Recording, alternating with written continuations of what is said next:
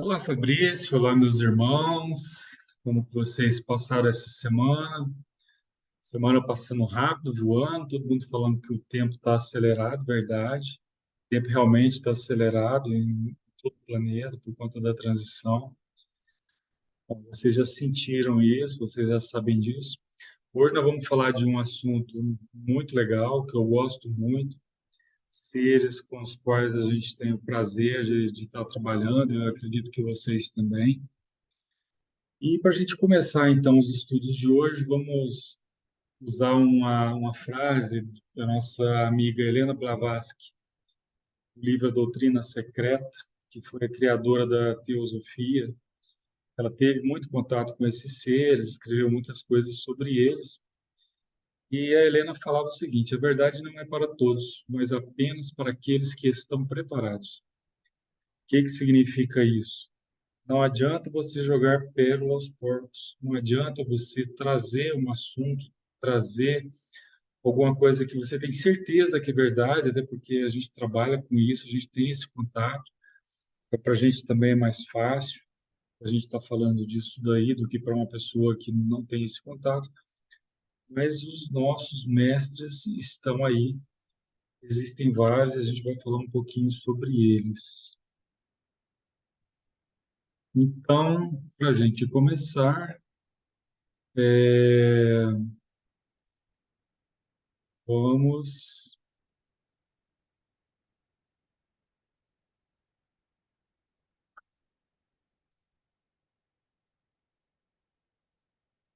Quem são os mestres ascensionados, então?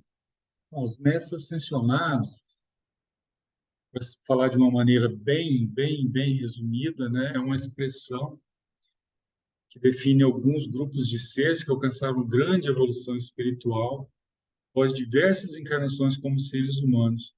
Esse termo ele surgiu lá pela primeira vez em 1877, nas obras de Helena Blavatsky, nos Mahatma, Master the Windows, definindo esse termo como mestre. Esses mestres ascensionados, eles estão na Terra, a gente tem a grande fraternidade branca, a fraternidade rosa de Sírios, vários planetas têm esses seres, esses mestres. Nós também, como seres humanos, quando a gente passar então para a quinta dimensão, a gente também vai estar chegando lá nesse nível de mestre também. Não vai ser os mestres ascensionados da grande fraternidade, mas nós seremos seres ascensionados. Tá? Vamos começar então falando um pouco aí do nosso amigo, nosso irmão Eumória. Quem que é Eumória? Eumória, ele é o Chohan, ou mestre do raio azul. Vocês estão vendo aí nessa foto. Como a gente já disse, os mestres encarnaram várias e várias vezes. Algumas das encarnações conhecidas do mestre Moria, então, Abraão, patriarca dos judeus, Melchior, um dos daqueles três reis magos, Arthur, da Távola Redonda, na Inglaterra, Thomas Becket, que foi arcebispo de Canterbury, Thomas More, chanceler da Inglaterra, e Akbar, o maior dos imperadores mongóis que nós temos conhecimento. Então, essas foram algumas das encarnações mais conhecidas desse grande mestre. Onde que fica? Os mestres, eles têm localizações, que antigamente eram localizações físicas, mas por conta da tomada do planeta e pelos escuros que a gente sabe, né, pelo governo oculto, esses templos acabaram se modificando para o plano astral, para outra dimensão, mas continuando nas mesmas localizações. No caso do Raio Azul, Mestre Moria, a gente está falando do Templo da Vontade Divina, que fica no planetérico ali em Darjeeling, junto ao Himalaia e na Índia. Então, naquela região ali do Himalaia e da Índia, no planetérico, a gente tem o Templo de Elmória. O chakra que é comandado pelo raio azul é o laríngeo, que fica aqui na altura da garganta, e o frontal, que fica aqui entre os dois olhos. Os cristais que a gente pode usar para vibrar a cor azul desse raio é o quartzo azul, a sodalita, a água marinha e cianita. Características do raio azul: coragem, capacidade de liderança, persistência, domínio. Características negativas: ambição, egoísmo, manipulação de poder pessoal, intolerância e orgulho. Ele vibra numa faixa que é a faixa da compaixão, da humildade e da tolerância. E a linha de trabalho do raio azul, para quando você invocar o raio azul, ele trabalha na linha da fé, da força, do poder, da proteção e da vontade divina. Quando a gente trabalha com os mestres ascensos, a gente pede o auxílio aí da grande fraternidade branca e muitas vezes a gente tem alguma questão específica que a gente gostaria de estar trabalhando e essa questão específica, que pode ser aí a fé, a força, o poder, alguma dessas, a gente, se for uma dessas, a gente então estaria pedindo auxílio para esse grande mestre, que é o mestre Elmória, que ele vai estar do nosso lado, junto com esse raio, fazendo esse trabalho, essa vibração. Também ligado ao raio azul, a gente tem o Arcanjo Miguel, lembrando que cada raio tem uma cor e cada cor está ligada a um mestre e também está ligado a um arcanjo, a um Elohim, a vários outros seres. Existem mais do que 7 raios, obviamente, assim como o arco-íris, mas a gente vai falar desses 7 raios, que são os 7 raios mais conhecidos. Começando, então, pelo número 1, que é o raio azul. Então, como eu disse, Arcanjo Miguel, né, que o nome significa quem como Deus, Senhor dos anjos, ele é o arcanjo da fé, da proteção, da libertação, da moral. Então, se vocês estiverem precisando de proteção, também chame aí o arcanjo Miguel e peça a proteção dele. Lembrando que a gente tem que fazer por merecer, lembrando que as nossas vibrações têm que estar boas. Se você estiver falando mal, estiver vibrando mal, com medo, com ódio, com rancor, com vingança, a sua vibração será uma vibração negativa. E aí não adianta vocês pedirem essa proteção, porque os iguais atraem os iguais. Não vai ser os arcanjos nem os mestres ascensos que você vai estar acionando. O segundo mestre é o mestre Lanto, que comanda o raio amarelo. Mestre Lanto, chorrando esse raio. Algumas das encarnações que a gente pode falar foi um sumo sacerdote na Lemúria, no templo de Mãe Divina. Lemúria, para quem não sabe, foi um grande continente que esteve no planeta Terra milhares e milhares de anos, com uma população muito, muito evoluída, muito mais evoluída do que a raça humana é hoje. Eles já tinham conhecimento de manipulação de energias, de elementos voadores que não precisavam dos mesmos elementos que nós precisamos hoje.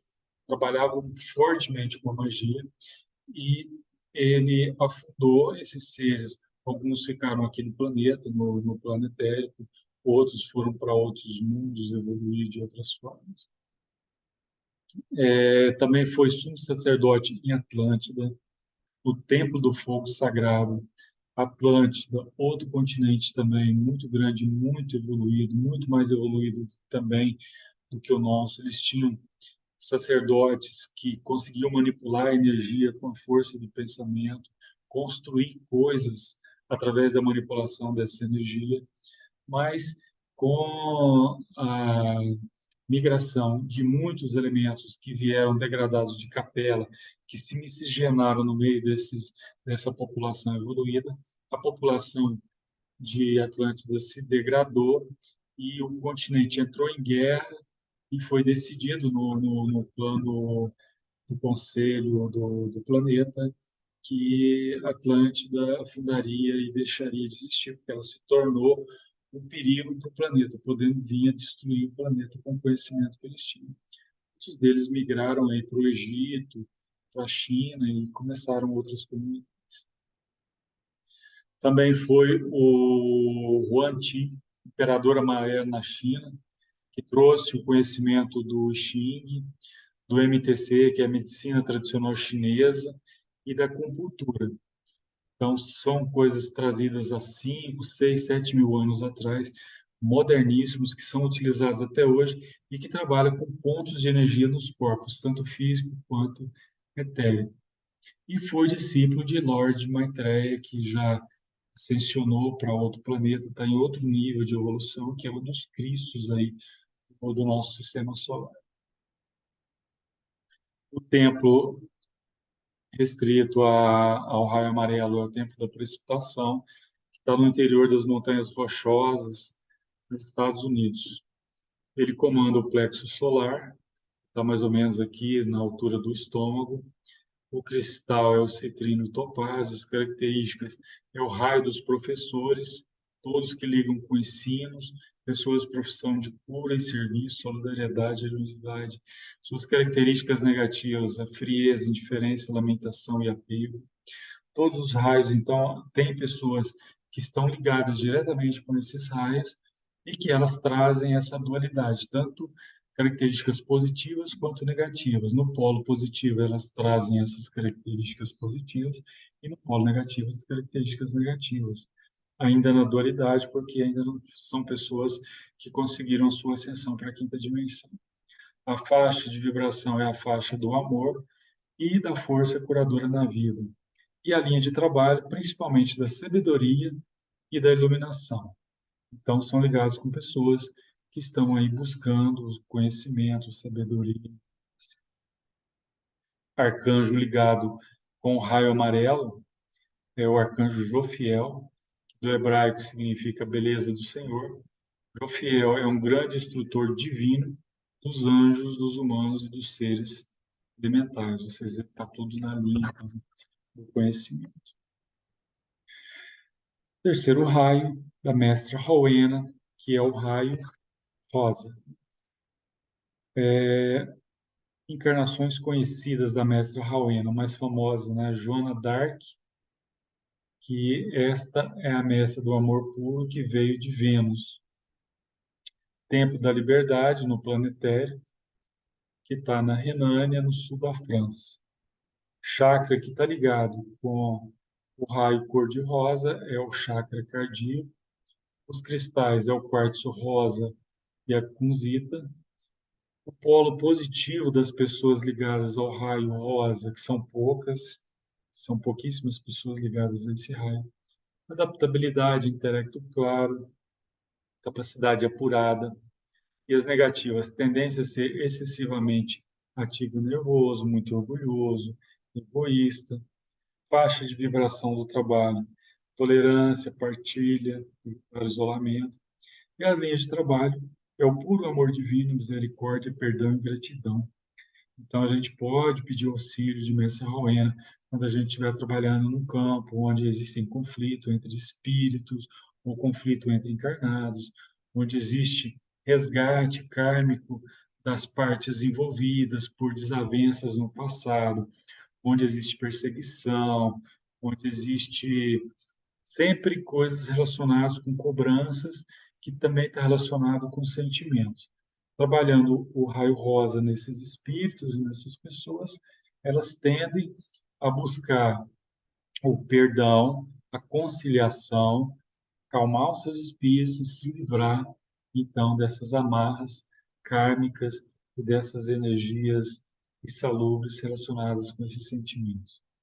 O arcanjo que está ligado com raio rosa é o Samuel, tem aí a incumbência de remover obstáculos que impedem a vontade de Deus, carregados das histórias coletivas da sociedade. O quarto raio é o raio comandado pelo mestre Serapis Bey, que é o raio branco. Mestre Serapis Bey, encarnações verde, aurora, sol alfa e ômega de outros planetas. Foi sumo sacerdote no Templo da Ascensão na Atlântida. O nome dele não era conhecido para a gente hoje, mas era um dos sacerdotes do Templo da Ascensão. Foi também o faraó Osíris, foi o faraó Akenaton quarto, foi o faraó Amenófis terceiro, foi Leônidas, famoso rei espartano, foi Fídias, construtor do Paternon, dos arquitetos. O Templo da Ascensão está situado no planetário em Luxor, no Egito. Então, para quem conhece aquela famosa cidade de Luxor, com vários templos, ali no planetário você tem o templo do raio branco. Chakra coronário, que está aqui acima da nossa cabeça. O quartzo branco é o nosso cristal. O polo positivo é sensibilidade artística, equilíbrio, imaginação, criatividade. O polo negativo é o comodismo, ímpeto, inquietude. Faixa de vibração é a serenidade, o equilíbrio emocional, a confiança, o autocontrole. E a linha de trabalho do mestre Serafis Bey é a pureza, a ascensão, a esperança e a ressurreição. O arcanjo ligado com ele é o arcanjo Gabriel, que se traduz por força de Deus. Deus é minha força. Associado à Anunciação, famoso lá pela passagem de Lucas 1, 26 a 38, onde ele fala lá para Maria da vinda do menino Jesus. Mestre Hilário, então, nós estamos chegando agora ao sexto raio, que é o raio verde. Mestre Hilário teve como encarnações famosas o apóstolo Paulo, apóstolo dos gentios, que primeiro foi o grande perseguidor dos cristãos, depois ele teve a conversão quando ele encontra com Cristo, e aí ele muda completamente. Primeiro ele fica cego, se converte, depois a visão dele retorna, e ele torna o maior divulgador da doutrina cristã em todos os tempos. Talvez o cristianismo não existisse se não fossem as divulgações desse grande sacerdote que é Paulo. Também foi Santo Hilário, atuando na cura, exorcizando e fazendo milagres. Templo da Verdade, situado na ilha de Creta, na Grécia. Chakra também relacionado com o cardíaco. Os seus cristais são os cristais que têm a cor verde, como o quartzo verde, aventurina verde, esmeralda, turmalina verde. Polo positivo, imparcialidade, amor pela pesquisa científica, exatidão na fala. Polo negativo, ausência de compaixão, excesso de minúcia, pedantismo, materialismo, orgulho mental, preconceito, faixa de vibração, tolerância, o amor. A linha de trabalho, cura, verdade divina, dedicação e concentração. A gente sempre chama muito o mestre Lário quando a gente trabalha em hospitais, quando trabalha nos centros, com algum trabalho de cura, em algum passe magnético, pessoas que estão deitadas na maca, pessoas que passaram por cirurgias, que têm doenças que a medicina não consegue encontrar a cura, não consegue encontrar o diagnóstico. Então a gente procura sempre a companhia desse mestre, a gente invoca ele, ele sempre vem de bom grado para nos auxiliar. O arcanjo que está relacionado também com o raio verde, o arcanjo Rafael, significa Deus te cura e é o guardião da saúde. Essa dupla a gente trabalha muito nos centros de cura, principalmente esses relacionados aí com cirurgias espirituais, nos hospitais, nos centros, em todos os locais. O foco, então, principal desses dois irmãos, esse mestre ascensionado, que é o mestre Hilário, do nosso irmão Arcanjo Rafael, então, o polo da cura, a energia da cura, que eles emanam e que fazem esse trabalho desde que se tenha permissão divina para que essa pessoa esteja curada. Depois nós temos a mestra Nada, do raio Rubi. A mestra Nada também foi uma personagem bíblica famosa, que foi Madalena, e essa é a única encarnação que a gente conhece dela no planeta Terra. Ela veio para auxiliar a Mãe Maria naquela época em que Maria encarnou na Terra como mãe de Jesus. E depois ela se tornou uma das apóstolas de Jesus, apesar da Bíblia não mencionar muito isso, porque a Bíblia foi propagada pelos judeus, que eram muito patriarcais, muito machistas, não reconheciam o papel da mulher na sociedade. Então, as transcrições, elas valorizam mais os apóstolos homens do que as apóstolas mulheres, que também existiram, e foram muito importantes aí na caminhada e na divulgação do cristianismo. O templo da Mestra Nada é o templo Rubi, que está na Arábia Saudita, no plano etérico ali na região. O chakra relacionado é o básico e umbilical. Os cristais, o rubi, a ágata de fogo e o quartzo fumê. O polo positivo, amor, ternura, abnegação, devoção, reverência. Os negativos, atitudes exclusivistas, preconceito, intolerância, fanatismo. Faixa de vibração também. Vocês veem que todos eles trabalham nessa faixa de vibração do amor, mas existem diferenças sutis entre essas faixas de vibração. Porque o amor não tem uma vibração, né? Ele tem uma faixa de vibração. Então, ela trabalha também o equilíbrio dos sentimentos, né? A linha principal de trabalho desse raio é paz, devoção, misericórdia e curas. Principalmente a gente chama mestre nada nessa parte da misericórdia, do perdão, da reconciliação. Assim como também a gente trabalha com a mestra Rowena, essa parte aí relacionada também com esse tipo de sentimento, né, de perdão, né, quando é necessário o concílio, perdão. O arcanjo Uriel está ligado, então, com esse raio, significa fogo de Deus, e é o arcanjo conhecido como arcanjo das profecias, vive rodeado das miríades dos anjos. E, por fim, o sétimo raio, que é o raio violeta de Mestre Saint-Germain. Mestre Saint-Germain, ele foi conhecido por algumas passagens na Terra como Poseidon, que foi um dos reis de Atlântida, há 50 mil anos atrás, foi alto sacerdote da chama violeta em Atlântida há 13 mil anos, que foi mais ou menos quando a Atlântida fundou. Foi Samuel, profeta e mensageiro de Deus em 1050. Foi Êxodo na Grécia Antiga. Foi Platão, famoso filósofo grego. Foi José, esposo de Maria Santíssima, pai de Jesus. Foi Santo Albano, mártir da Igreja Católica no século II. Foi o mago Merlin, que era parceiro do rei Arthur. Então, na verdade, o mago Merlin foi realmente Saint-Germain, que manipulava magia, principalmente através da divina presença Eu Sou, que ele já conhecia naquela época e que ele divulgou depois. No século 13, também na Inglaterra, foi monge, cientista Roger Bacon, também foi Cristóvão Colombo, e por fim, no século XII, no século XVII, ele teve a sua última passagem no planeta Terra como Conde de Saint-Germain, que ficou conhecido como sendo um conde misterioso que manipulava a matéria, fazia aparecer entre as mãos deles joias preciosas que eles davam para as pessoas, flores e vários outros objetos. Então, ele fazia a transmutação da matéria com as mãos através da força do pensamento. Ele foi visto em várias épocas, aí no século XVII, e dizem que ele foi visto aí por mais ou menos 200 anos, ele foi visto em vários pontos diferentes.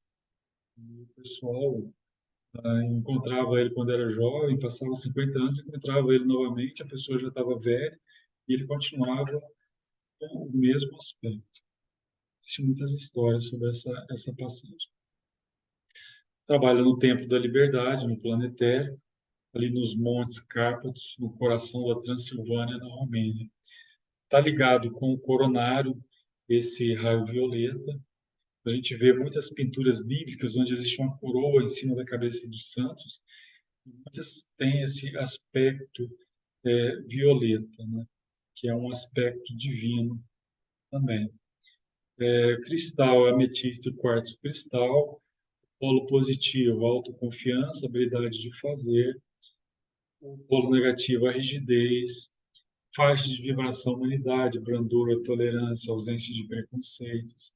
E a linha de trabalho, ordem, compaixão, apelo, transmutação e liberdade. O mestre Saint-Germain, ele é muito invocado e ele é principalmente conhecido pelas transmutações. A gente tem alguns livros que ele deixou psicografados que são importantíssimos, né, que ensina sobre a questão do eu sou e que vale a pena vocês lerem, estudarem, que é um compilado didático muito bom para a gente fazer essa magia da transmutação das coisas na nossa vida, atrair coisas poderosas, né? A lei da atração é uma das coisas que está dentro desses ensinamentos da Divina Presença do Sou, que estão nesses livros deixados por Saint Germain.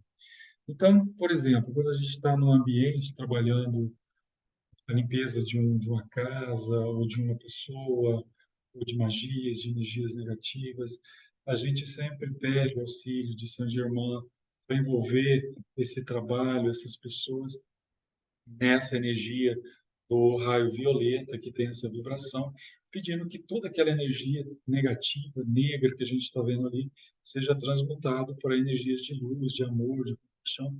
E é exatamente o que acontece. Esse raio verde, quando ele envolve esses ambientes, esses espíritos, essas energias, ele transmuta de uma coisa negativa para uma coisa positiva, que seria o polo oposto destas energias. A gente trabalha muito com ele e a gente, tanto na questão pessoal, quanto nos trabalhos coletivos que a gente tem feito. O arcanjo legado com o raio violeta é o Ezequiel, o Bido da custódia do fogo violeta, os apelos da transmutação que envolve o planeta nessa fase também de transição, transmutando todos esses egrégoros de energias deixadas aí por milênios e milênios de guerras, de estupro, de todos os tipos de barbaridades que o homem fez, que ficou com anos, anos e anos de tempo. Eu espero, então, que vocês tenham gostado dessa nossa conversa de hoje. Ela é um dos assuntos que eu gosto muito, que eu adoro trabalhar com os mestres assim, estar em contato. Os tipos de trabalho que a gente faz, eles estão sempre presentes. Óbvio que alguns que são a nível mais planetário, a gente pede a presença de toda a fraternidade branca. Quando é uma coisa mais específica, a gente sempre pede auxílio de um deles especificamente, juntamente com a presença dos arcanos, seres de luz, alguns que nós já falamos, alguns que nós ainda vamos falar daqui para frente. Então, Fabrício, está aqui agendado o nosso encontro para a semana que vem, para falar novamente, né, dessas energias, mas agora com outros seres de luz. Fiquem com Deus e uma boa semana para todos vocês.